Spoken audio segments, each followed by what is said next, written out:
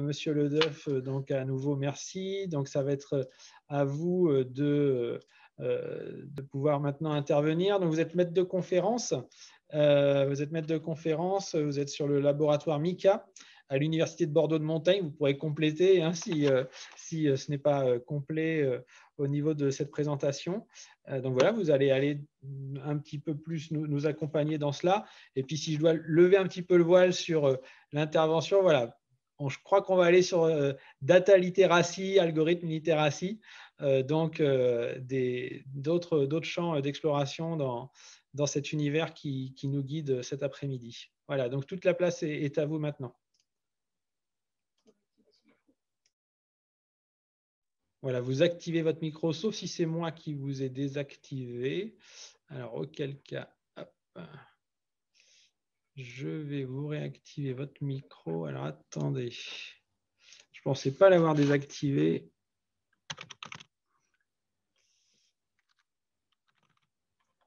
Voilà. Ça doit être bon normalement. Oui, c'est parfait. Très bien. C'est parfait, donc je vais pouvoir vous... il faut que je récupère le partage d'écran du coup aussi. Et donc j'en profite pour saluer tous ceux qui nous écoutent. Voilà, vous avez les droits de co-animation. C'est parfait, comme ça je vais pouvoir vous partager mon écran. Normalement, vous devez voir à partir de maintenant mon écran si tout va bien. C'est parfait. Voilà. On vous écoute.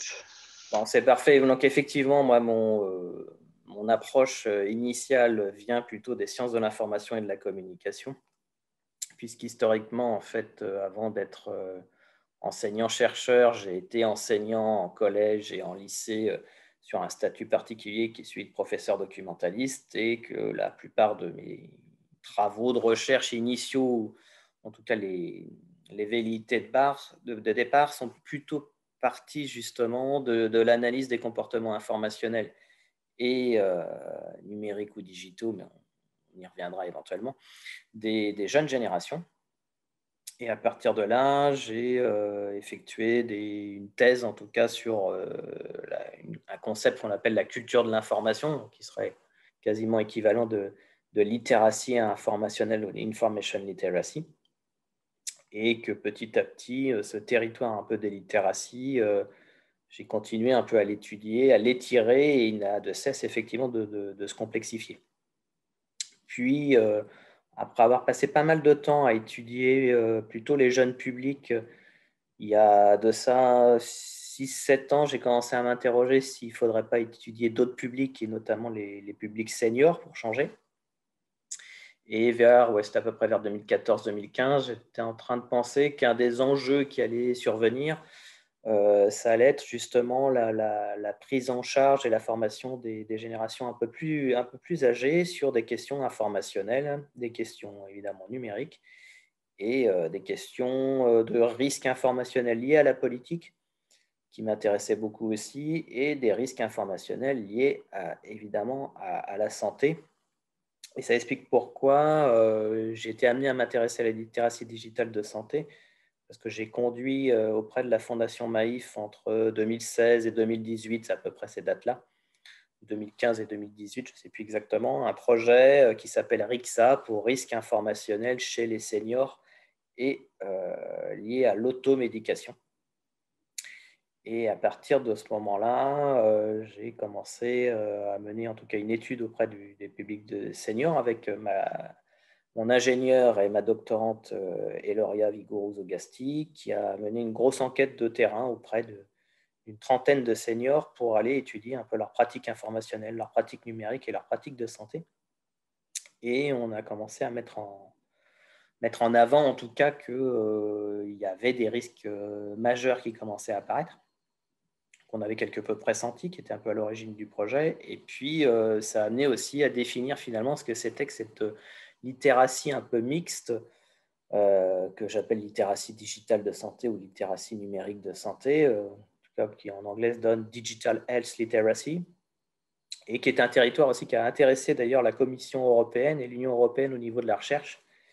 Et ce qui explique pourquoi on a tenté avec mes collègues de l'Université Bordeaux de monter un gros projet européen qu'on n'a malheureusement pas obtenu, mais qui explique un peu mon cheminement et pourquoi je suis amené aujourd'hui à vous parler de littératie digitale de santé. J'ai continué à travailler sur la littératie, mais parfois dans d'autres sphères que celle de la santé. Néanmoins, les derniers résultats ou les derniers travaux que je mène sur ces questions-là impactent en fait aussi la question de la littératie de santé. Et j'y reviendrai effectivement à la fin sur cet élargissement. Donc, il y a effectivement la question des données, il y a la question des algorithmes qui commencent à poindre, alors même que les premiers résultats, en tout cas qu'on démontrait sur la littératie digitale de santé, c'est que c'était déjà très complexe. La mauvaise nouvelle, c'est que c'est encore plus compliqué qu'on ne le croyait il y a 4-5 ans. Mais c'est aussi un peu une des leçons, en tout cas, de la littératie, c'est que ça révèle à chaque fois différents niveaux, différentes strates, une complexité de plus en plus grandissante, qui est parfois dissimulée par des environnements numériques qui apparaissent simples, voire trop simples. Et c'est aussi une des difficultés qu'on a, et en tout cas la difficulté historique majeure qui est montrée en tout cas par une enquête qui avait été faite du côté de l'Union européenne il y a quelques années, c'était le taux de retour en matière de satisfaction des citoyens européens lorsqu'ils font des recherches d'informations, notamment liées à la santé. Et le taux de satisfaction avoisine les 85 ou 90%. Et pourquoi on a un tel taux finalement favorable? Alors, c'était déjà il y a quelques années, il aurait presque fallu le faire pendant la période Covid pour voir si ça avait changé. Mais en tout cas, le taux de satisfaction élevé s'expliquait de manière assez simple. C'est que l'usager, quand il fait une requête, et très souvent l'usager européen, c'est sur Google, il obtient toujours une réponse. Et comme il obtient une réponse, il considère que les réponses qu'il va obtenir sont potentiellement satisfaisantes. Et en tout cas, comme il obtient une réponse, par défaut, en tout cas, il préjuge qu'il est nécessairement compétent en matière de littératie informationnelle, en matière de littératie numérique et en matière de littératie de santé. Et ce qui rend effectivement le contexte un peu compliqué, et puis ce qui explique pourquoi on est aussi sur des sphères en tension. Quand on avait lancé le projet, on savait qu'en tout cas qu'on allait rentrer sur des sphères en tension avec les sphères scientifiques, les sphères légitimes, les sphères prescriptrices, mais au sens d'autorité, au sens traditionnel, et le fait que de plus en plus les usagers allaient trouver d'autres informations complémentaires, alternatives, voire d'opposition avec le discours médical et scientifique. Donc voilà, moi je parle vraiment de ce contexte-là. Et puis je vais tenter en tout cas de vous montrer ce que j'entends par littératie digitale de santé. Alors vous allez voir que je me suis amusé un peu à conduire l'intervention avec quelques latinismes. Alors pourquoi nihil novus sub sole? Parce que malgré tout, cette histoire de littératie, ça fait quand même pratiquement une bonne centaine d'années dorénavant qu'on s'interroge sur ce que c'est. Et puis le constat est un peu terrible à chaque fois, dès qu'on aborde la question de la littératie, c'est que lorsqu'on fait des études, et notamment lorsque les études conduisent à évaluer le niveau de littératie, eh ben, on constate que les résultats sont décevants, catastrophiques, et que nécessairement il faut réagir. La réaction impose assez souvent, en tout cas à l'institution, de proposer des pistes nouvelles pour augmenter le niveau de littératie. Et c'est un peu le constat qu'on a actuellement. Alors, c'est valable en littératie informationnelle, c'est valable en littératie numérique, c'est valable en littératie de santé. Et quand on mélange les trois, c'est encore pire, mais c'est vraiment quelque chose qui est pris en compte, en tout cas au niveau européen, même si derrière, on n'y arrive pas toujours. Alors, nil novus sub sole, c'est que le constat que faisait un des spécialistes de la littératie qui s'appelle Harvey Graff, c'était que la littératie est toujours en crise. Il y a toujours une crise de la littératie, inévitablement. Et finalement, mon discours aujourd'hui ne va pas être tant que ça nouveau. C'est qu'on reste en crise et que probablement les moyens qu'on met en œuvre pour réagir sont insuffisants. Ils le sont d'autant plus qu'on le fait par réaction plutôt que par anticipation. C'est aussi une grosse erreur majeure sur laquelle moi je travaille depuis une bonne quinzaine d'années. C'est-à-dire qu'aujourd'hui, on est en train de réagir sur les risques de désinformation et les risques complotistes. qui était complètement anticipable et que moi, à titre personnel, j'avais déjà anticipé en 2007-2008 en conduisant des travaux de recherche et des travaux pédagogiques sur cette question-là. Aujourd'hui, on n'a pas anticipé, donc on est en train de réagir, mais malheureusement à retard. Et puis sur la littératie digitale de santé, même chose aussi sur la crise Covid, on en voit effectivement les conséquences néfastes parce qu'on n'a pas su réagir au préalable et on n'a pas su anticiper ce type de crise. Donc voilà, c'est à la fois un nouveau concept quand on parle de littératie digitale de santé et en même temps pas si nouveau que ça parce qu'on a des compétences, des choses qui sont interrogées, étudiées depuis des décennies, voire des siècles. Et effectivement, en tout cas sur les bases de la littératie, ce qu'on appelle parfois la littératie fonctionnelle ou functional literacy, qui est vraiment un terme d'ailleurs beaucoup utilisé au Canada et qui est beaucoup utilisé du côté de l'UNESCO notamment, qui considère que la littératie de base, c'est la littératie fonctionnelle, celle qu'on est quand même capable d'activer dans la vie de tous les jours, et que cette littératie-là est absolument essentielle. Sans avoir les clés de cette littératie-là, on ne peut pas monter en complexité et en difficulté. Et ce qui a été très bien démontré dans l'intervention précédente, c'est que parfois, ces niveaux de littératie sont insuffisants et ils le sont d'autant plus lorsqu'on est amené, pour des raisons migratoires, à changer de langue, on se retrouve en difficulté de littératie. Et ça, ce n'est pas forcément nouveau. Ce qui n'est pas nouveau non plus, c'est que les interrogations entre information literacy et health literacy se sont construites plutôt dans un moment qui sont surtout les années 70, où on a commencé à essayer de mieux comprendre ce qu'étaient ces littératies particulières appliquées à des domaines et qui semblaient devenir essentielles dans la vie de tous les jours. Et pendant un certain laps de temps, en tout cas, health literacy, donc la littératie de santé, a fonctionné de manière très très proche avec le concept d'information literacy. Information literacy est un concept qui a été plutôt développé, étudié, forgé par des professeurs en sciences de l'information, des professeurs en sciences cognitives et puis évidemment tout un tas de professionnels, dont les bibliothécaires, même si je n'ai pas trop le temps de refaire l'historique, mais l'information literacy, à la base, il y a trois concepts. Enfin, il y a trois manières de voir l'information literacy. La première, c'est une vision qui est plutôt pragmatique et puis corrélée au marché de l'emploi, puisque le terme est employé vraiment pour la première fois par Paul Ziorkowski en 1974, lors d'un congrès où il y a plein de professionnels de l'information qui sont rassemblés, y compris des bibliothécaires, et il va considérer que l'information literacy, c'est cette compétence qui permet en tout cas d'utiliser de manière efficiente l'information sur le marché du travail. Le deuxième volet de l'information literacy, c'est celui qui consiste à considérer que l'information literacy devient nécessaire pour devenir un citoyen à part entière, et ça, c'est développé par Major Owens, qui est un bibliothécaire noir américain et qui va devenir membre du Congrès, et qui, lui, va défendre une information literacy citoyenne, notamment parce que le citoyen doit être amené à faire des choix électoraux. Et il ne peut le faire que s'il est à même de comprendre les professions de foi, les débats électoraux qui s'y passent, de comprendre un peu la manière dont sont votés les budgets. Et pour lui, l'information literacy est surtout dans une dimension citoyenne.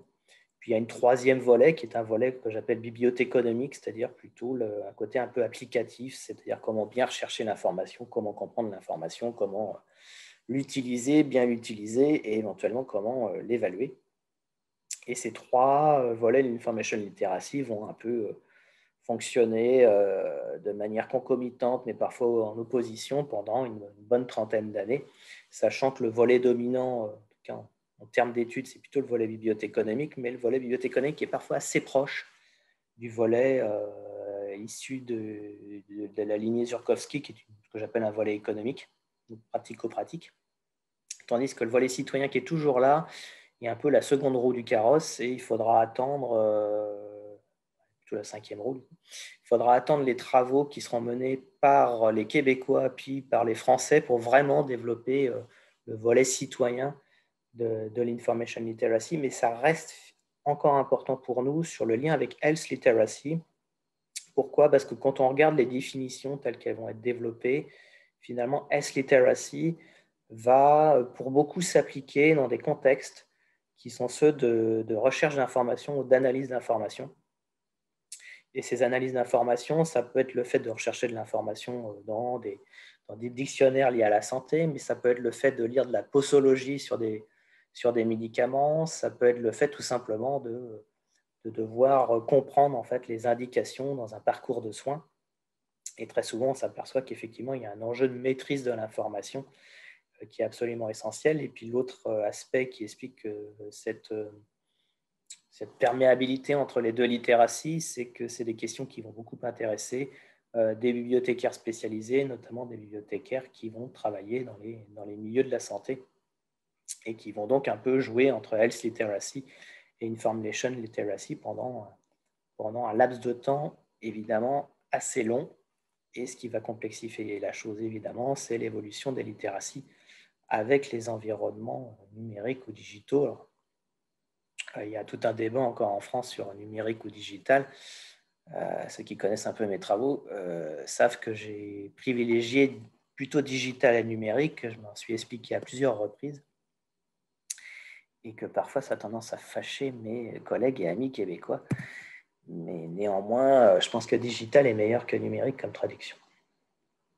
Donc, et pour ceux, excusez-moi, pour ceux qui potentiellement n'auraient pas eu la chance de lire vos travaux, est-ce que vous pourriez, du coup, peut-être rapidement nous redonner votre considération entre le numérique et le digital en matière de littératie? C'est un peu long, mais je peux le faire très très court. En fait, c'est sur la question de la traduction. Très rapidement, l'argument un peu massu qui ressort, c'est digital, c'est impropre en français parce que c'est ce qui se rapporte au doigt.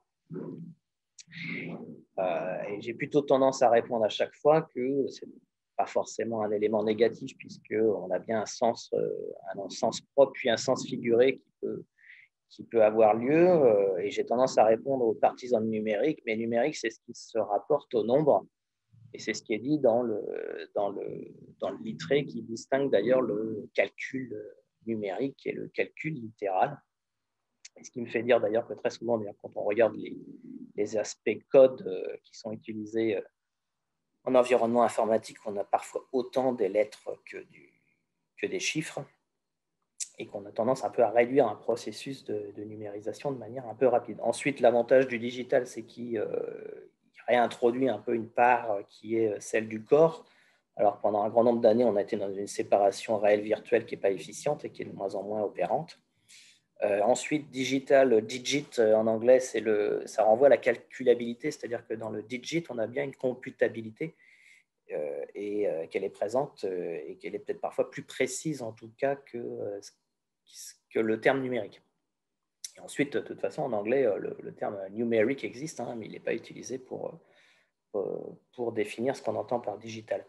Le digit en plus, ça rappelle aussi qu'au départ, pour compter, on comptait sur ses doigts, parce qu'on a 10 doigts. Et moi, ce qui m'intéresse beaucoup dans cette histoire, c'est que je pense que c'est une histoire de doigts, et qu'en fait, ce qu'on appelle le numérique, qui est en fait très souvent des environnements informatiques, nous replace dans une histoire qui devrait être plus longue que celle de l'histoire de l'informatique, qui est finalement relativement courte, et que j'ai tendance à considérer que ces questions-là, on peut les remonter jusqu'au Moyen-Âge, avec le fait que tout ça, c'est une histoire plutôt d'indexation. Donc, ça nous replace sur des questions d'index et même des questions hypertextuelles. Très souvent, l'hypertexte, on a tendance à considérer que c'est apparu avec les outils informatiques puis avec le web, et en fait, pas du tout. Hein. L'histoire de l'hypertexte est très, très longue. Elle est déjà précédée par des machines qui sont hypertextuelles avant même qu'on ait des outils informatiques. Et puis, le symbole même de l'hypertexte, qui est un doigt sur lequel on clique, est en fait le symbole de l'index qu'on retrouve dans les manuscrits médiévaux, qu'on appelle des manicules, puis qu'on retrouve dans l'imprimé, puis qu'on retrouve ensuite dans nos interfaces. Voilà, j'ai à peu près une dizaine de raisons pour lesquelles digital me paraît meilleur que numérique. Je le dis d'autant plus qu'au départ, je n'avais pas vraiment de parti pris, c'est-à-dire que quand je suis arrivé sur Bordeaux, il y avait une tendance à employer digital, je ne savais pas trop pourquoi. Et puis, on a lancé une revue qui s'appelait Études digitales. Et puis, mes collègues québécois me sont un peu tombés dessus en me disant « Mais c'est n'importe quoi, ton digital ». Et à partir de là, j'ai mené l'enquête, vraiment sérieusement. Et j'ai trouvé à peu près une dizaine de raisons pour lesquelles le digital était meilleur que numérique. Et le terme est quand même employé parfois par mes collègues suisses assez souvent, qui emploient pas mal digital aussi, pour des raisons assez proches des miennes. Alors je sais que quand je sors mes arguments, les informaticiens n'aiment pas trop et ont plutôt tendance à clore le débat par l'insulte, ce qui tend à me faire dire que quelque part mon raisonnement est quand même pas trop mauvais si on aboutit à ce choix-là. Mais on pourra en reparler après. Hein, mais voilà pourquoi en tout cas je préfère plutôt digital, même si ça reste en tout cas évidemment quelque chose qui peut être débattu. Mais il y a des enjeux en tout cas en France de positionnement très particuliers sur digital et numérique, puisque numérique c'est plutôt l'argument des informaticiens qui voudraient avoir le contrôle total sur l'ensemble des sciences d'environnement. Ils voudraient en être les spécialistes, avec c'est enregistré, mais tant pis, je le dis quand même, avec mes collègues de l'INRIA qui finalement considèrent que toutes les autres sciences qui peuvent être intéressées par les questions informatiques sont des sciences annexes. Et donc le numérique est au centre et qui voudra même se préoccuper d'éducation maintenant, ce qui m'inquiète beaucoup au passage. Et puis vous avez les tenants du marketing qui se disent numérique, il faut se distinguer, alors autant parler de digital, parce que nous aussi on va avoir un leadership dessus, mais les tenants du marketing ne s'interrogent absolument pas sur l'intérêt de définir c'est quoi le digital. Donc on a des enjeux ou des tensions un peu. Et mon positionnement est plutôt celui de défendre une approche sciences humaines et sociales, une approche qui est plutôt historique, mais vraiment dans une perspective très longue, plutôt que dans une perspective courte. Et à mon avis, la question des littératies, on est aussi dans cette question-là. Voilà, je ferme ma petite parenthèse digitale. Donc sur ces littératies proches, en fait, qui forment une sorte de convergence, effectivement, hein, le terme a été employé dans la première intervention, mais c'est tout à fait ça. On a une convergence entre health literacy, information literacy et digital literacy, donc littératie digitale ou littératie numérique, peu importe, ou culture numérique, hein, parfois, ou culture digitale, et que la digital health literacy apparaît comme quelque chose de carrefour, alors même que finalement, on s'était déjà aperçu que définir ce qu'était véritablement digital literacy, information literacy et health literacy, ce n'était pas facile, que dans les trois domaines, on s'était aperçu que c'était de plus en plus compliqué.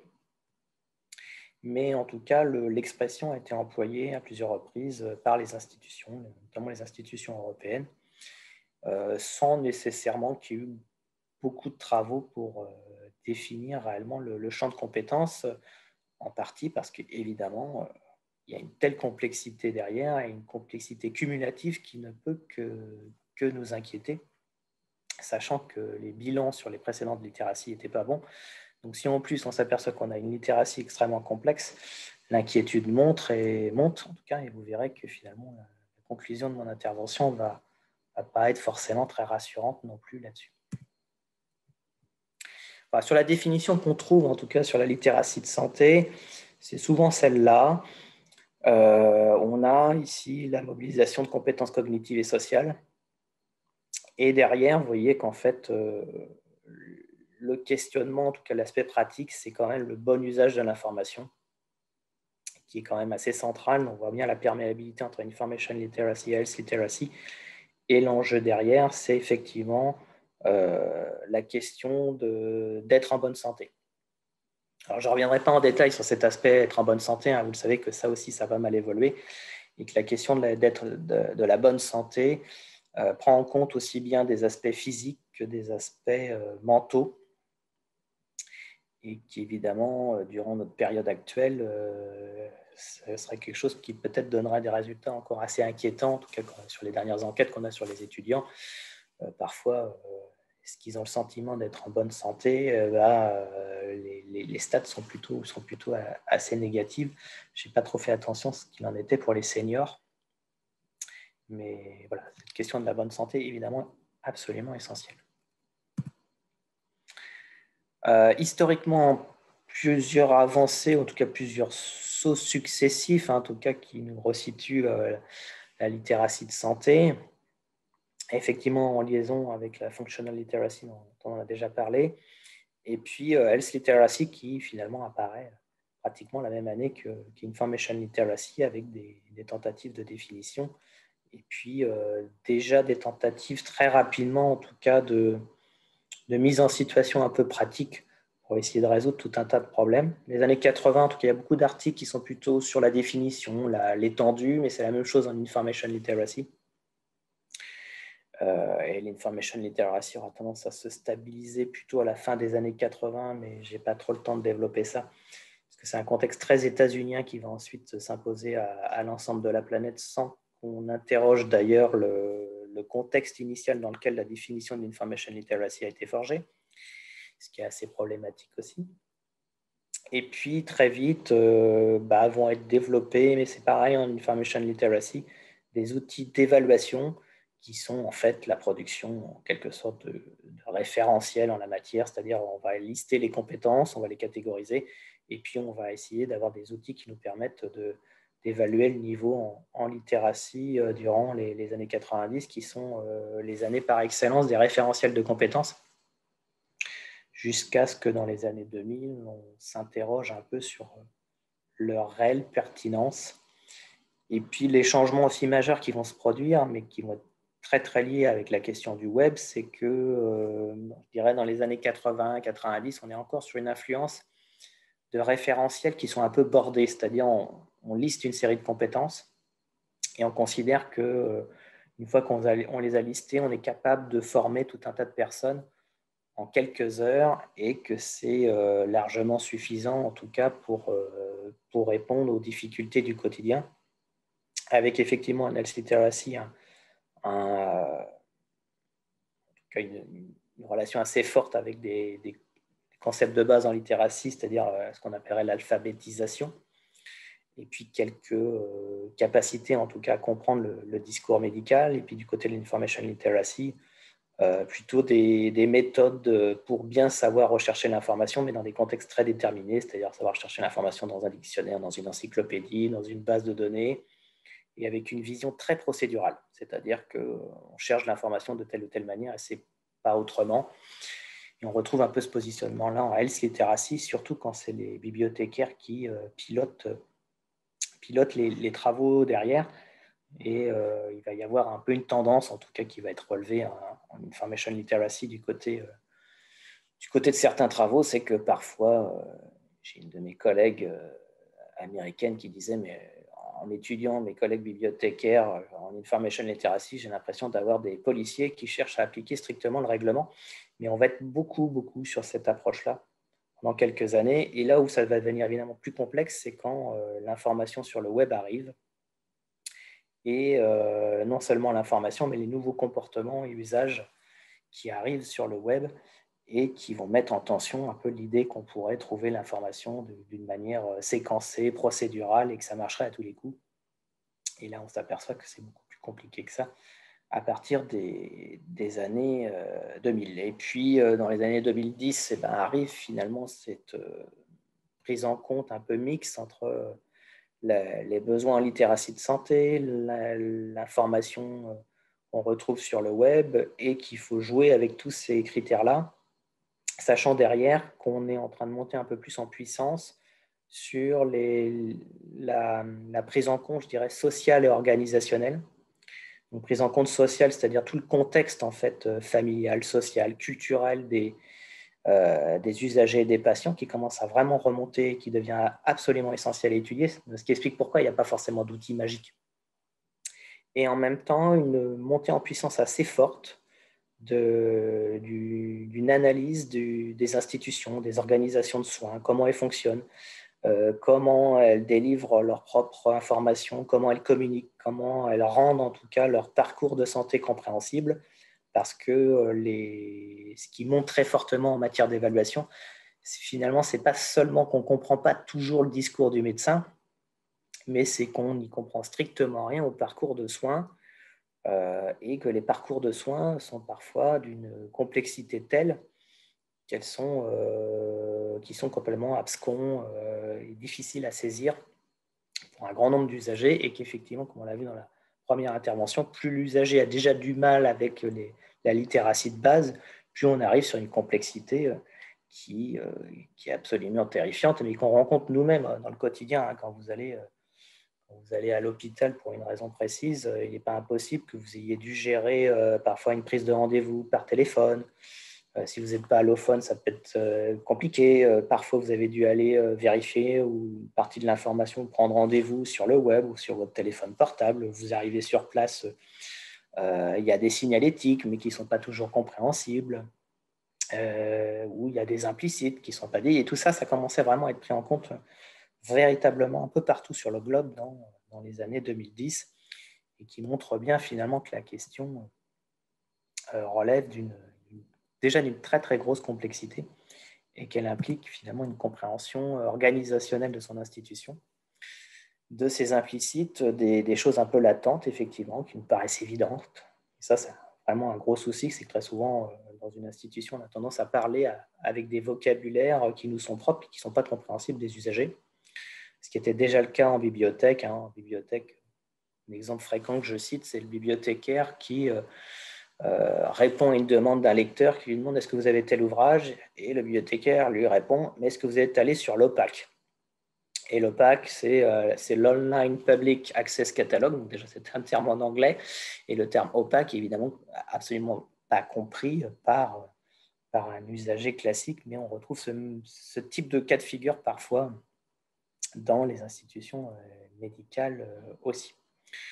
Ce qui ne change pas sur la plupart des études, mais finalement, l'information literacy ou digital literacy, c'est souvent la même chose, c'est qu'il y a un constat récurrent d'une faiblesse, de déficit, de lacunes chez les usagers pour l'ensemble des raisons que j'ai évoquées précédemment, donc pour des questions de littératie fonctionnelle de base. On a plutôt un recul assez fort là-dessus depuis quelques années, y compris dans les pays de l'OCDE, et pas seulement parce qu'on a effectivement des allophones, mais il y a bien en tout cas une capacité d'alphabétisation de base qui est plutôt en baisse, et ça va même très loin là-dessus, puisque les dernières études montrent que certains fonctionnaires, et notamment certains fonctionnaires de police, ont en fait un niveau de littératie qui devrait leur interdire tout recrutement, et qu'on recrute quand même. Donc on imagine bien ce qu'il en est dans d'autres cas. Les systèmes de soins sont très complexes. Alors même si d'un côté on a tend à essayer de faciliter les parcours de soins avec le développement d'outils dédiés, les cartes vitales ou les choses comme ça, on rencontre encore des cas de figure assez drôlatiques où l'usager n'a pas sa carte vitale mais vous apporte la photocopie de la carte vitale, et parfois en grand format.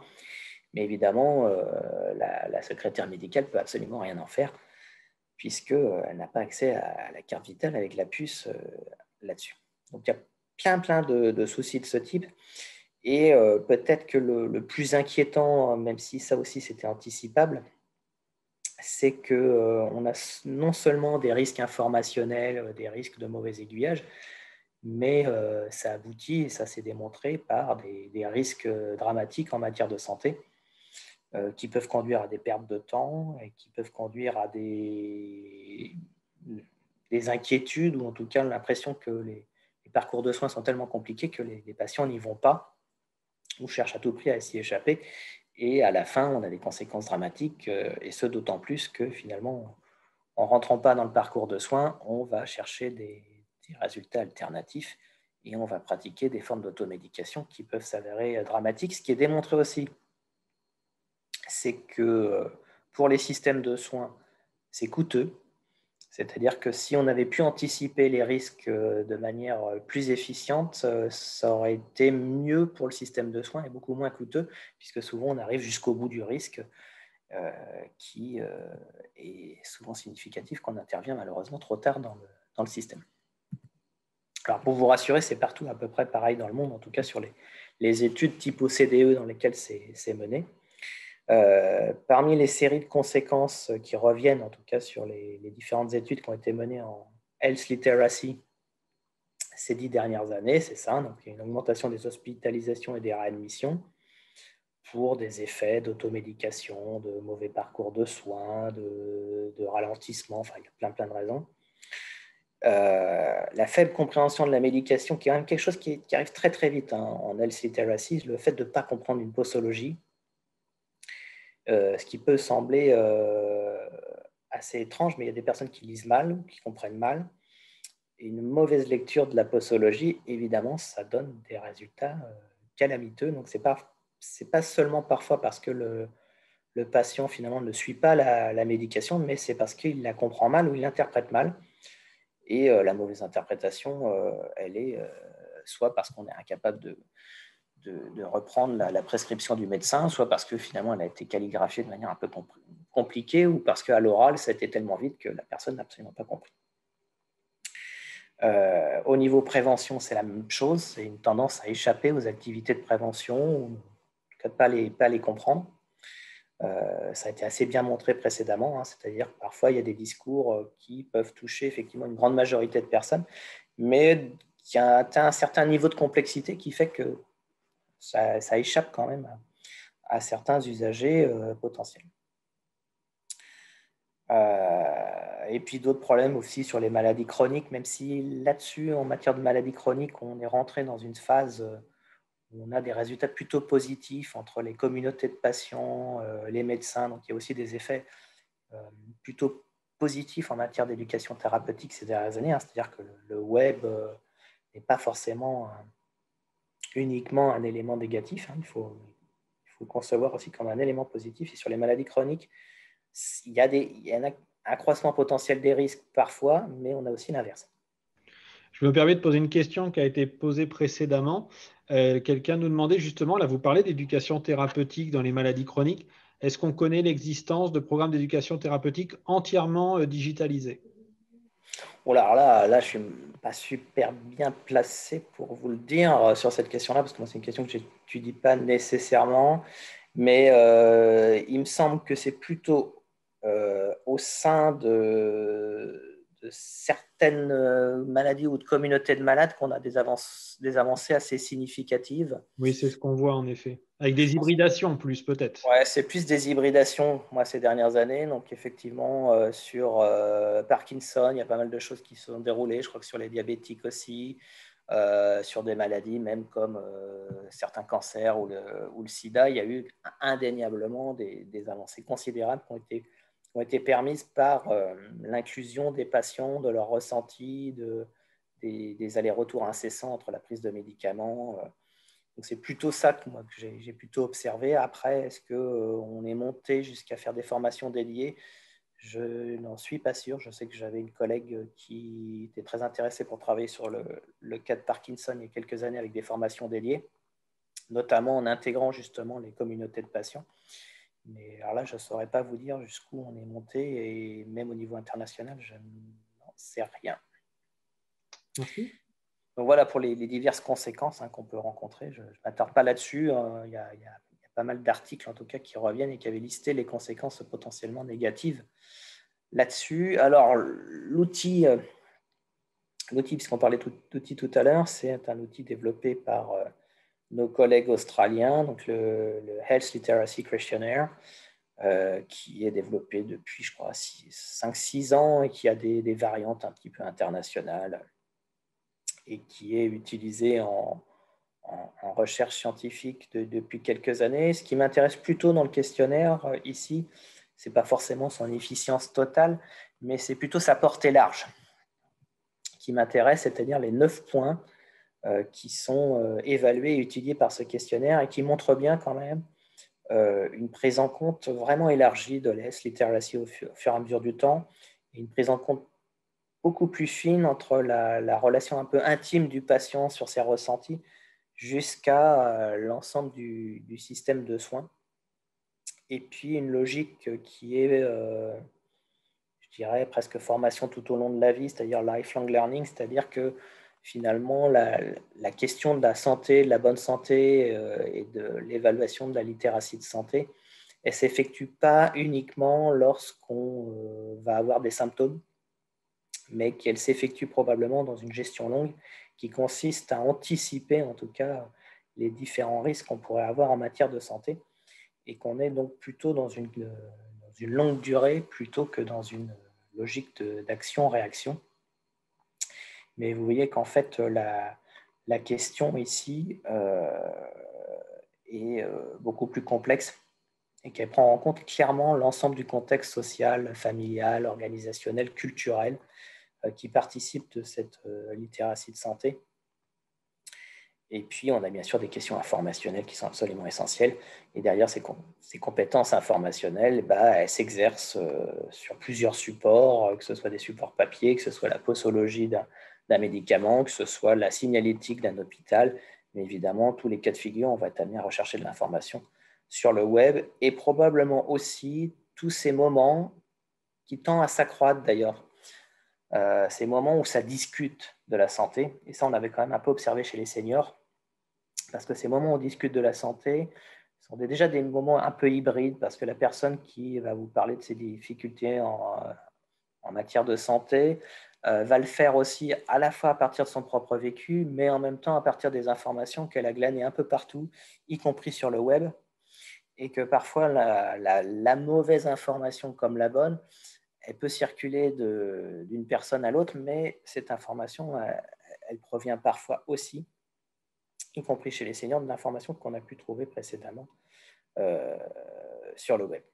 Donc voilà, c'est à peu près ces 9 points en tout cas qui sont mis en avant dans les travaux de nos collègues australiens, dont le nom ne me revient pas, mais ça me reviendra éventuellement plus tard, mais en tout cas vous le retrouvez à peu près partout, ce questionnaire, et puis il a été adapté dans plusieurs langues, dont le français depuis quelques années.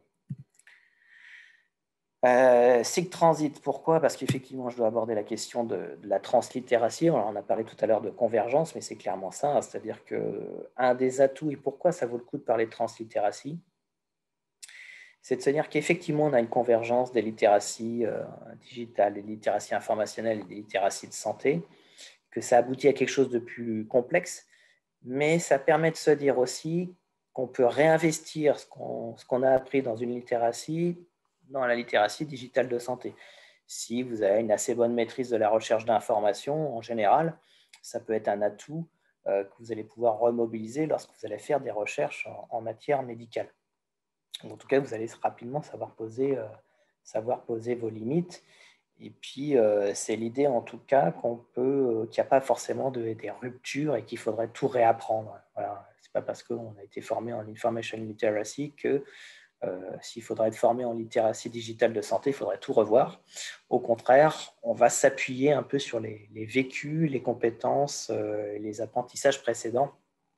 C'est aussi une des grandes leçons de la translittératie, hein, puisque c'est un concept en fait qui a été porté à un moment donné par nos collègues britanniques en 2006-2007, mais qui l'ont en fait repris d'un autre collègue américain qui s'appelle Alan New, et puis qu'on a beaucoup développé en France à partir des années 2008.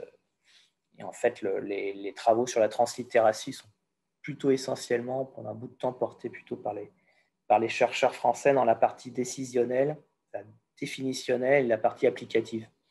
Tandis que nos collègues britanniques ont un peu laissé tomber la question de la translittératie, sachant que c'était un peu paradoxal parce que les collègues qui avaient monté la translittératie connaissaient très mal les autres collègues en littératie, notamment informationnelle en Grande-Bretagne. C'était un peu particulier. Les logiques, en tout cas multi-support, telles qu'elles s'exercent, effectivement, elles se rencontrent depuis la prescription du médecin, en passant par la posologie, puis par les fameuses recherches web. Et on sait que de plus en plus, beaucoup de patients ou d'usagers ont tendance à aller vérifier finalement les effets indésirables en lisant la posologie, mais aussi en allant chercher de l'information sur le web. Ce n'est pas forcément un mal en soi, mais évidemment, c'est potentiellement gênant si vous êtes un peu hypochondriaque.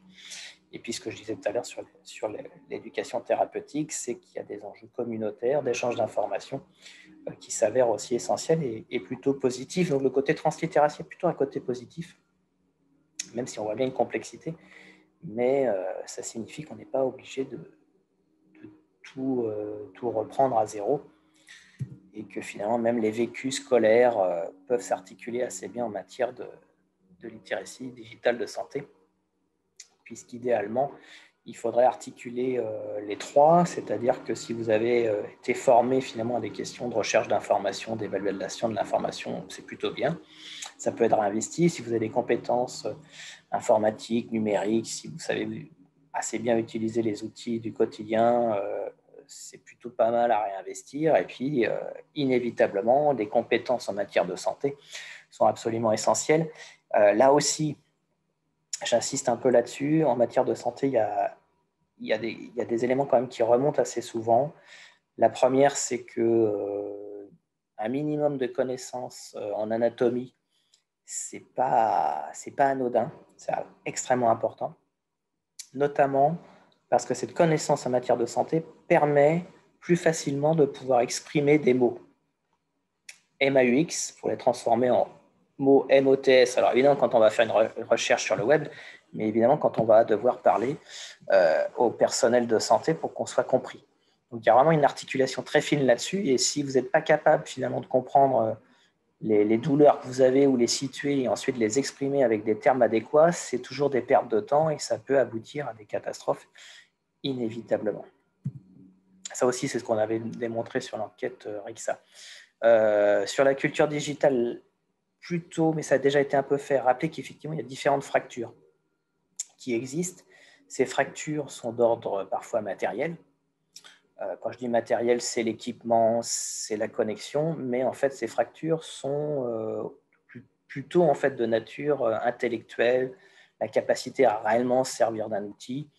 Et puis, c'est pas parce qu'on utilise tel ou tel site que c'est forcément mauvais en soi, mais c'est plutôt l'usage un peu fin qu'on en a qui mérite d'être étudié. Si vous allez chercher de l'information sur Doctissimo, ce n'est pas forcément dramatique. Mais si vous allez plutôt sur les forums de Doctissimo et puis très rapidement, dans un élan de confusion qui a été généré par une mauvaise requête, vous aboutissez sur quelqu'un qui semble avoir les mêmes symptômes que vous, mais en fait qui n'a absolument rien à voir, ça peut vous aiguiller sur une fausse voie qui peut être absolument dramatique. Donc voilà, c'est une grosse complexité dans les fractures. Et ce n'est pas parce que vous utilisez un moteur de recherche que vous savez réellement comment il fonctionne. Ça aussi, c'est l'une des conclusions qu'on avait dans l'enquête RIXA, c'est qu'en fait, tout le monde utilise Google, mais en fait, 80-90% des usagers ne savent pas comment fonctionne Google et ne comprennent pas pourquoi, en fait, il y a des enjeux, pourquoi telle requête arrive en premier plutôt qu'une autre. Et ils ne comprennent surtout pas, finalement, comment fonctionne aussi l'écosystème du web en matière de publicité. Donc, du coup, il y a un enjeu de consultation, c'est ce que je disais au début, une espèce de consultation avec des oppositions entre la consultation un peu classique par rapport au médecin, mais qui est concurrencée par des oracles. Alors, la notion d'oracle, c'est celle qui est employée par mon collègue Amar Lakel, avec qui j'ai travaillé sur des études un peu de la qualité de l'information qui existe sur le web. Et lui, les oracles, ce qu'il appelle les oracles, c'est tous les outils qui permettent de médier l'information, dont les moteurs de recherche, parce qu'ils vous donnent des réponses, mais qui sont parfois des réponses qui sont inadéquates parce que votre requête n'est pas bonne ou parce que, tout simplement, sur certaines requêtes, il y a un enjeu publicitaire énorme et que les acteurs de la santé institutionnelle ne sont pas les mieux placés. Malheureusement, sur le web, on va plutôt retrouver des acteurs de la presse magazine qui sont très bien placés, et d'autres acteurs un peu publicitaires. Et les institutions, pendant un certain temps, ont mis beaucoup de temps à développer un vocabulaire adéquat pour que les usagers retrouvent l'information, privilégiant plutôt un vocabulaire scientifique, ce qui fait qu'on a laissé la place à d'autres acteurs dont les velléités sont plutôt commerciales et pas forcément médicales. Et ce qui avait abouti il y a déjà quelques années à une idée qui est aussi développée dans un article, je ne sais plus lequel, sur l'idée est-ce qu'il faut prescrire des ressources. Et quand je dis des ressources, c'est-à-dire est-ce qu'il faut conseiller aux patients non seulement finalement des médicaments, mais des sites web sur lesquels l'information serait de qualité. Et c'est une question qui me semble encore essentielle. Alors j'avance un peu sur cette question-là. On s'est amusé à faire des cartographies sur l'information de santé qu'on pouvait rencontrer sur le web. Et effectivement, on retrouve plutôt des acteurs issus de la presse magazine et puis d'autres acteurs qui sont des acteurs dont c'est le cœur de métier. Vous connaissez tous Doctissimo, qui a développé presque une galaxie informationnelle, même si Doctissimo a été un peu pressé pour améliorer sa qualité d'information. La question qu'il y a derrière est la même qu'en Information Literacy, c'est qui pour évaluer l'information. Est-ce qu'il faut des organismes certifiants? On y a pensé, ça a été développé, il y a eu des chartes avec les ONCODE, mais finalement, sans résultat absolument considérable, parce que ça ne s'est pas plus développé que ça. Et puis de toute façon, les usagers ne sont pas capables de reconnaître ce que ça signifie, donc c'est un gros souci. Est-ce qu'il faut des chartes éthiques? Là aussi, ça n'engage pas grand-chose de signer une charte éthique, il faut pratiquement vérifier si l'éthique est réelle. Est-ce qu'il faut des outils automatiques pour classer l'information? En tout cas, ce qui est montré depuis quelques années, c'est que malheureusement, très souvent, c'est à l'usager lui-même de faire un travail d'évaluation de l'information. Et ça n'est possible que s'il y a des besoins de formation. Mais on voit bien que toute la complexité qu'il y a derrière pour évaluer un site est fortement complexe. Et on aurait peut-être même des surprises si on s'amusait à faire évaluer un site qui contient de l'information de santé à des professionnels. Je suis persuadé qu'on aurait des résultats parfois assez étonnants. Donc, évidemment, encore plus pour les usagers. Alors, est-ce qu'il y a péril en la demeure? Alors, j'ai envie d'un peu de dire oui, c'était aussi une de mes conclusions il y a 5-6 ans. Malheureusement, je crois qu'on a assez mal anticipé ça. Qu'il y a des risques évidents chez les seniors parce que le risque informationnel ou le risque digital chez les seniors peut conduire à des risques de santé qui peuvent être évidemment absolument fatals. Ça, c'était une de nos hypothèses et dans certains cas de figure, on l'avait assez fortement observé, avec aussi des marqueurs très très forts chez les seniors, notamment des réticences un peu plus fortes envers les systèmes de santé, envers les systèmes de vaccins, envers l'information officielle, et une tentation assez forte d'aller chercher sur les sites qui proposent des alternatives un peu étranges parfois. Donc du coup, on a une espèce de, ce qui a été démontré dans la première intervention, un cumul des lacunes, et les lacunes par strate peuvent aboutir à un risque accru. Et effectivement, entre une incapacité à exprimer finalement son ressenti, ses mots, et puis une mauvaise expression qui se fait sur un moteur de recherche, qui aboutit sur un site qui n'est pas très bon, mais qu'on lit et puis qu'on évalue mal. Et puis ça aboutit à tout un tas de catastrophes potentielles derrière, qui consistent à ne pas aller voir le médecin et à soigner par soi-même jusqu'à ce que ce soit éventuellement fatal. Même si là-dessus, je ne suis pas sûr qu'on a des instruments très précis qui permettraient de nous dire si effectivement on a des décès ou des cas absolument graves suite à ce type de risque un peu cumulé. Et puis l'absence de conscience de l'écosystème du web avec la dimension marketing et le fait que vous avez des publicités ciblées aussi. Si vous tapez tout le temps des choses sur les rhumatismes, sur les troubles de l'érection, il y a toujours des publicités qui vont venir sur les sites que vous visitez. Et avec le système des cookies, ces publicités-là, elles restent.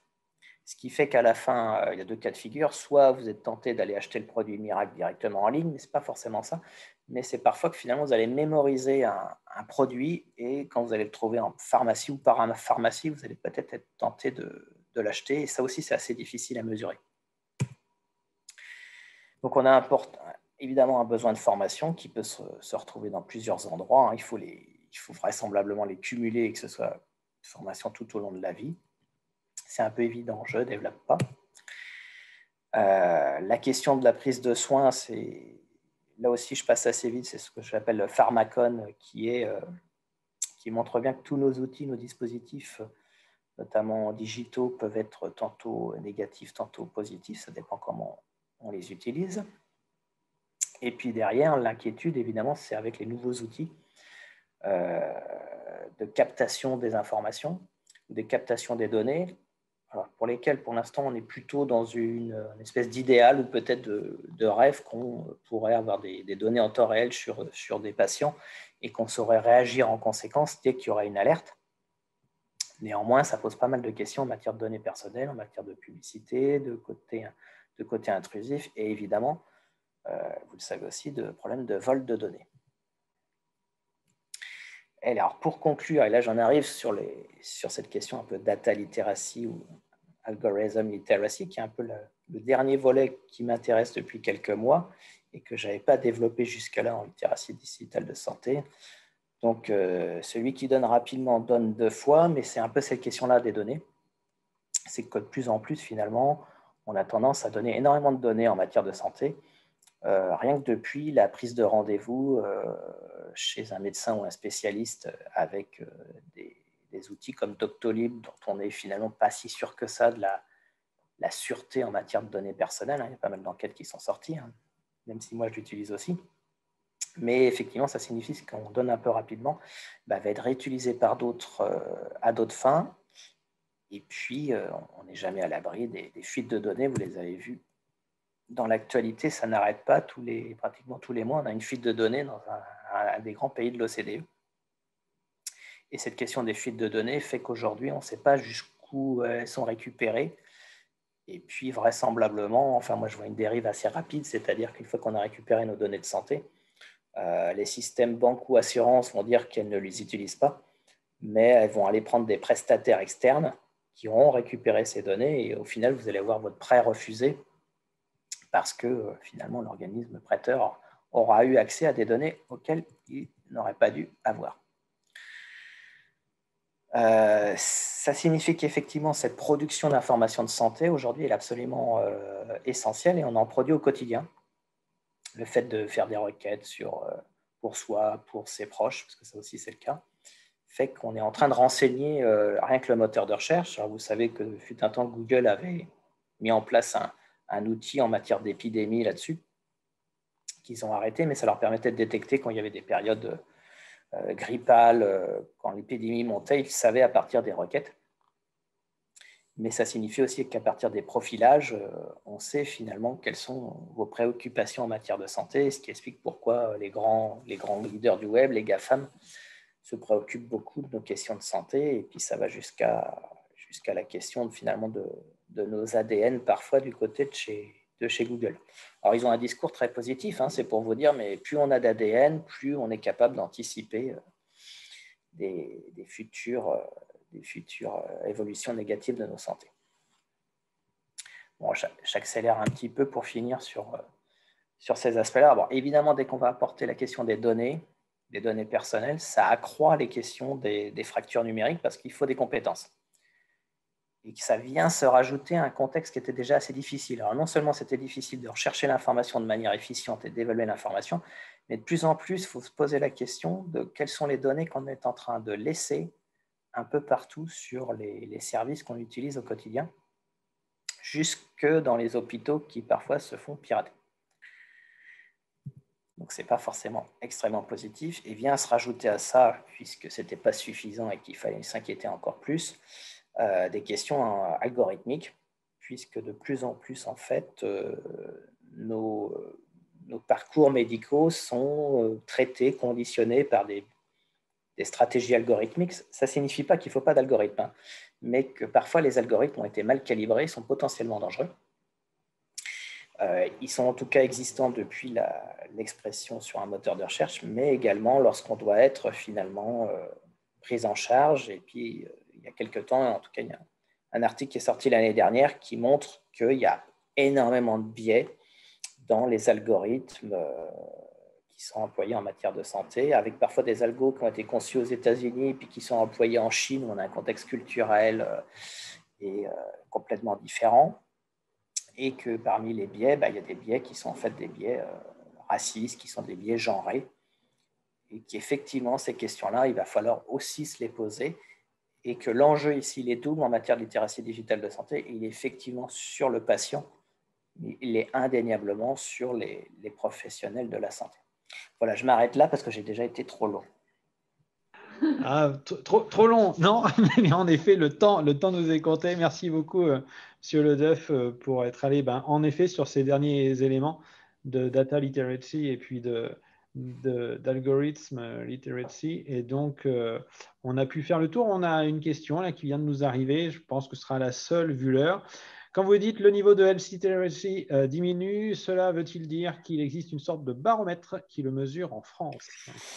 Alors, en France, je ne serais pas le plus gros spécialiste de la question. C'est plutôt surtout de la littérature mondiale ou anglo-saxonne que j'avais été amené à découvrir, à lire. Et en tout cas, à chaque fois, il y a des tests. Et les tests sont plutôt, en fait, un peu appliqués à un contexte local. Mais à chaque fois, le bilan est à peu près le même. Il est toujours décevant. C'est pour ça que je disais qu'on est tout le temps en crise. Mais c'est malheureusement un peu inévitable. C'est-à-dire, si vous posez des questions, de toute façon, sur la compréhension du système de soins, vous allez vous apercevoir que finalement, l'usager lambda, il ne comprend rien. Parce parce qu'il y a une telle complexité. Hein. Par exemple, vous posez la question à un usager, est-ce qu'il sait ce que c'est que l'ARS vraisemblablement, je pense qu'il y a 9 usagers sur 10 qui ne savent pas ce que c'est, qu'on a un peu plus parlé ces derniers temps. Si vous posez des questions un peu poussées en anatomie, des fois, vous êtes un peu surpris. Si vous posez des questions en matière de posologie, la compréhension de la posologie, vous avez des surprises aussi. Et nous, on s'était amusé, mais je peux vous mettre l'URL dans la discussion, à faire un petit test d'autopositionnement en littératie digitale de santé il y a quelques années. Les résultats étaient plutôt bons, mais en fait, c'est parce que c'est des initiés qui sont allés remplir le test. Par contre, où c'était mauvais, c'est dans la compréhension du moteur de recherche Google. Personne n'y comprend rien. Et c'est un peu embêtant parce qu'en fait, c'est l'outil le plus utilisé qui est utilisé au quotidien. Et en fait, personne, majoritairement, les usagers ne comprennent pas comment fonctionne Google. Ben, merci beaucoup. Voilà, 15h30 passées. Normalement, c'est un petit peu le cadrage de notre webinaire. Voilà, j'ai remis nos deux orateurs en évidence pour tout le monde. Madame Lemieux, Monsieur Ledeuf. Merci, Monsieur Ledeuf, pour cette intervention. Merci, Madame Lemieux, également, depuis le Québec, voilà, d'avoir été avec nous. Merci pour ce partage. Alors, voilà, les vidéos sont enregistrées. Merci à nos intervenants de nous donner les autorisations de diffusion, et ensuite ce sera sur le site de l'université au niveau du pôle de compétences éducation thérapeutique Centre-Val de Loire, que je remercie parce que c'est notamment nos deux modératrices qui sont là en soutien et qui sont là aussi pour toute l'orchestration logistique de ces webinars. On va conclure. Merci Monsieur Ruche d'avoir été avec nous aussi en cet après-midi. Et puis donc les vidéos prochainement en replay sur le site. Tous les éléments que vous nous avez dit que potentiellement vous pouviez nous donner par la suite, voilà, on les mettra en lien aussi sous les vidéos des différentes études dont vous avez fait référence l'un comme l'autre.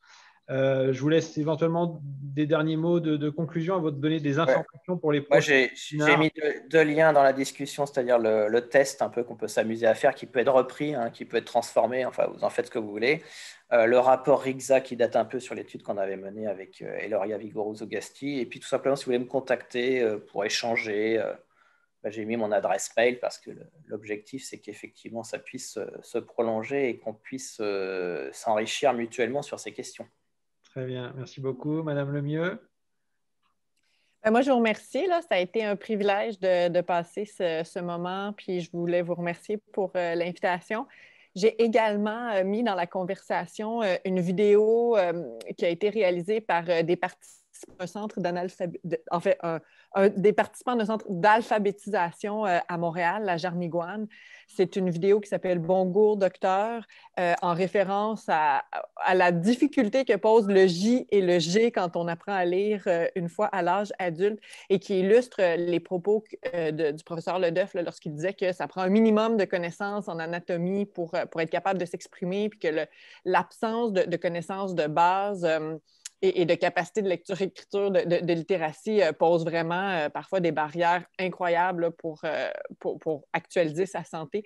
Et en prime, vous aurez un échantillon de l'accent québécois là, dans cette vidéo, mais je vous invite, elle est courte, là, à aller la visionner parce qu'elle est très parlante. Très bien, merci infiniment. Merci infiniment. Donc, on continue notre voyage aussi à l'international. Le prochain webinaire, le 8 avril, autour du Serious Game. Serious Game aussi en santé. C'est quoi un Serious Game? Et un Serious Game en santé, ça peut prendre quelle forme? On aura un intervenant suisse. Donc voilà, on continue dans le paysage de la francophonie. Stéphane Gobron, qui est sur l'École Polytechnique Fédérale de Lausanne, enseignant-chercheur dans cette école. Et puis également Frédéric Kunzmann, le président fondateur de la société My Serious Game, qui développe des serious games en santé. Donc voilà, le 8 avril, 13h30. Il y a marqué dans le chat 13h, mais ce sera 13h30, bien sûr, à 15h30 pour le prochain webinaire. Merci à vous tous. On va vous laisser, Monsieur Ruche, le mot de la fin. Pourquoi pas? Je vais, hop, votre micro que vous allez pouvoir réactiver. Merci Jean-Denis Aubry. Non, mais le mot de la fin sera pour vous remercier avant tout et pour pouvoir continuer nos échanges. J'espère pouvoir revenir vers vous. Peut-être aussi signaler que la Conférence nationale de santé en lien avec l'équipe éducation éthique santé, avait fait il y a 3 ans maintenant un avis sur la littératie en santé. Qui reste toujours d'actualité, on le voit aujourd'hui, et qui, sur le thème de la littératie en santé, à la fois reste d'actualité avec des questions nouvelles qui se posent et des applications pratiques qui ne sont pas toujours très faciles. Mais en tout cas, je vous remercie l'un et l'autre, en tout cas extrêmement de votre intervention. Merci à tous. Merci. Merci infiniment. Et donc, rendez-vous dans un mois pour la suite de cette série de webinaires sur l'ETP par le prisme des Serious Games. À très bientôt. Au revoir. Merci à vous. Au revoir.